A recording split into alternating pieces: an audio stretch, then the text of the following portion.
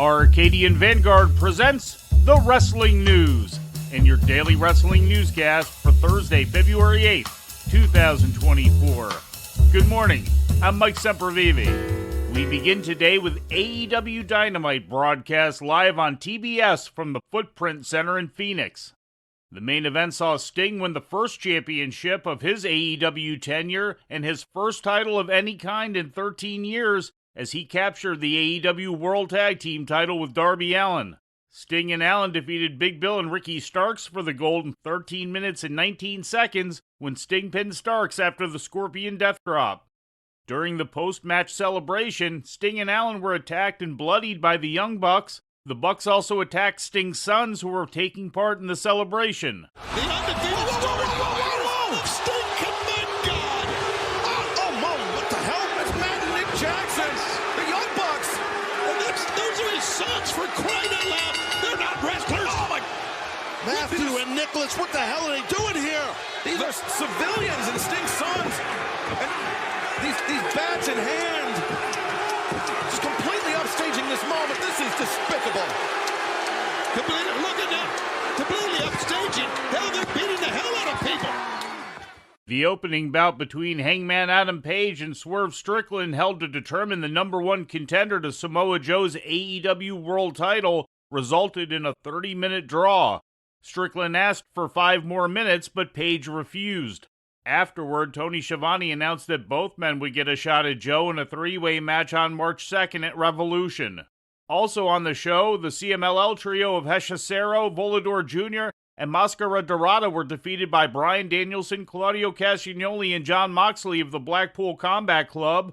The CMLL Luchadors attempted to attack the BCC after the match, but were chased off by Matt Sydal, Christopher Daniels, and Matt Menard.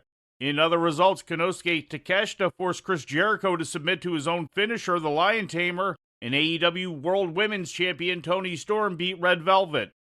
In WWE legal news, former head of WWE Talent Relations John Laurinaitis has issued a statement regarding accusations made by the late Ashley Massaro, which recently resurfaced in the wake of recent legal trouble for Laurinaitis and former WWE Chairman Vince McMahon.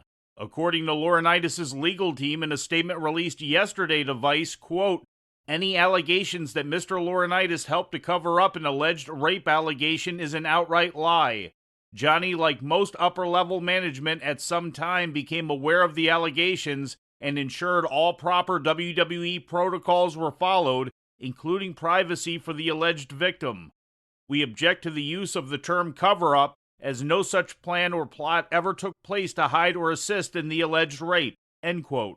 In an affidavit released following Massaro's 2019 suicide, the former WWE diva alleged that she was sexually assaulted on a military base in 2007 while making an appearance for WWE, and that the company covered up the incident to protect its working relationship with the U.S. Armed Forces. At the time of the accusation, WWE claimed that neither Vince McMahon nor any other member of WWE management had ever been made aware of the assault, but Laurinaitis' statement contradicts that claim. Both Laurinaitis and McMahon are currently charged with a series of sexual abuse crimes by former WWE paralegal Janelle Grant. In more All Elite Wrestling news, Fightful Select has reported that the AEW debut of Mercedes Moné, the former Sasha Banks, has been scheduled, and that Moné has been signed to the company since last month. Moné's debut will reportedly take place on the March 13th Big Business episode of AEW Dynamite, which was announced last night by Tony Khan as taking place at the TD Garden in Moné's hometown of Boston. According to the report, Moné's debut for the company has been delayed as she has still been recovering from the ankle injury she sustained last May during her loss of the NJPW Strong Women's title to Willow Nightingale. In ratings news, last Monday's episode of Raw drew an audience of 1.889 million viewers to USA Network, holding steady with last week's audience of 1.909 million according to WrestleNomics. The rating in the key 18 to 49-year-old demographic was a .58, down 5% from last week's key demo figure. In spite of the dip, the show still tied The Bachelor on ABC for the number one show in the key demo rating for the evening. NXT this week drew an audience of 650,000 to USA Network, nearly identical to last week's audience according to WrestleNomics. The key demo rating for this week was a 0.19, up from last week's 0.18. In TNA wrestling news, Anthem Sports and Entertainment, parent company of TNA, has terminated the contract of TNA President Scott D'Amore, effective immediately, according to an official statement released yesterday. D'Amore, who had been with TNA Impact on and off since 2003, is being replaced as TNA president by Anthony Ciccione, who already serves as president of Anthem's entertainment group. The move is part of a company restructuring in the wake of the TNA rebranding that would reportedly see Anthem take more of a direct role in running the day-to-day operations of TNA. TNA talent and company personnel were expected to be briefed yesterday regarding the departure of D'Amore, who had served as TNA president since March of last year. And in National Wrestling Alliance news, NWA Power debuted on the CW streaming app on Tuesday with matches recorded January 13th in Fort Lauderdale, Florida. The show featured 3 championship matches, with EC3 successfully defending the NWA World Heavyweight title against former champion Matt Cardona in the main event. Also on the show, Kenzie Page retained the NWA World Women's title against Tiffany Nieves, and NWA World Tag Team champs Blunt Force Trauma defeated Jax Dane and Tim Storm.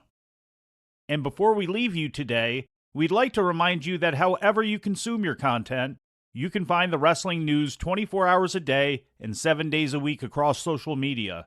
On Twitter, follow us at Wrestling News AV. Our Facebook page is also Wrestling News AV. The wrestling news can also be found on the Arcadian Vanguard YouTube page. And for those who utilize Amazon Echo devices, just tell Alexa to play the Wrestling News podcast. And remember to make sure you add podcast at the end. Once again, for daily updates, breaking news, and more, follow the wrestling news across social media. And that's the news for today. If anything happens, we will be here to tell you about it. No clickbait, no paywall, just the wrestling news.